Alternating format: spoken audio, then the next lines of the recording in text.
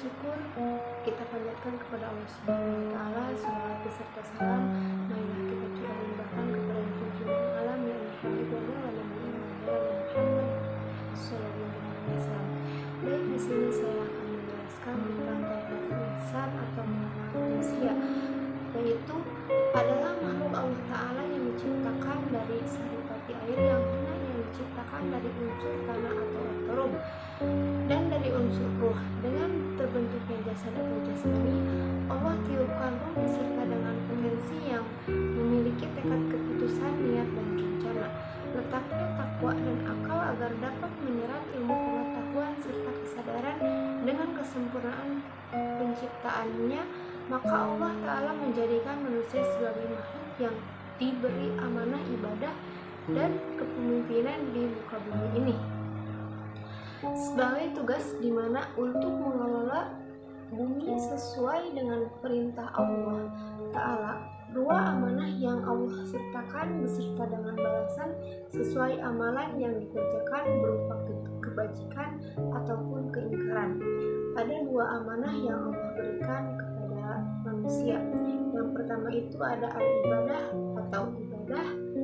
Yang kedua al-khilafah atau pemimpin di muka bumi.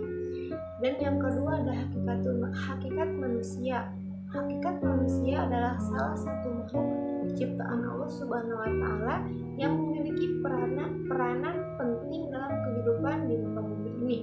Manusia juga dipandang sebagai makhluk yang paling tinggi derajatnya dibandingkan dengan makhluk Allah Subhanahu wa taala. Bahkan Allah menyuruh para malaikat untuk bersujud kepada Adam alaihissalam. Masyarakat barat memiliki pandangan bahwa manusia adalah makhluk yang memiliki jiwa dan raga serta dibekali dengan akal dan pikiran. Adapun tujuan utama Allah Subhanahu wa taala menciptakan manusia adalah agar manusia dapat menjadikan khalifah atau pemimpin di muka bumi ini. Tugas utama manusia adalah beribadah dan menyembah kepada Allah Subhanahu wa taala, menjalani perintahnya dan menjauhi larangannya. Yang pertama itu sebagai hamba Allah, yang kedua sebagai al-Anas, yang ketiga sebagai khalifah Allah, yang keempat sebagai Nabi Adam, dan yang keenam adalah sebagai makhluk biologis atau al-bashir.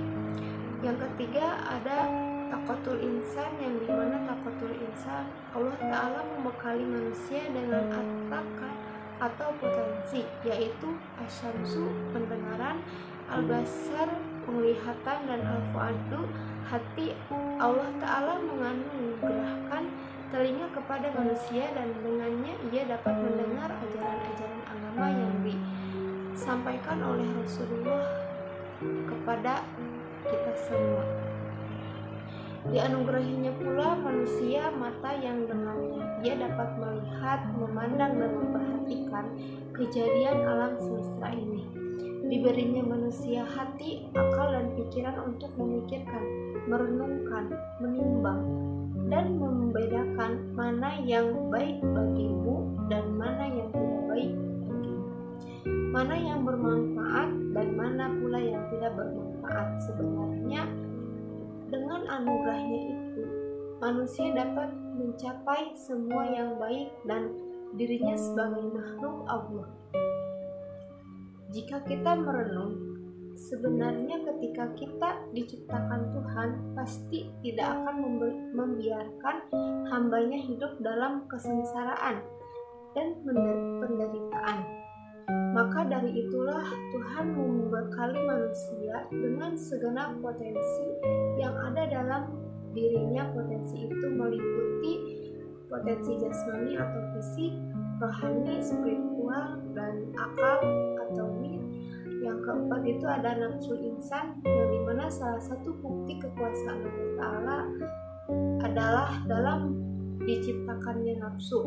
Ia adalah esensi dalam diri manusia yang bersifat halus, yang dapat merasakan sedih, gelisah, cinta, benci, dan lain-lain. Secara bahasa, nafsu berasal dari bahasa Arab, yaitu nafsun, yang memiliki niat keinginan hati yang kuat.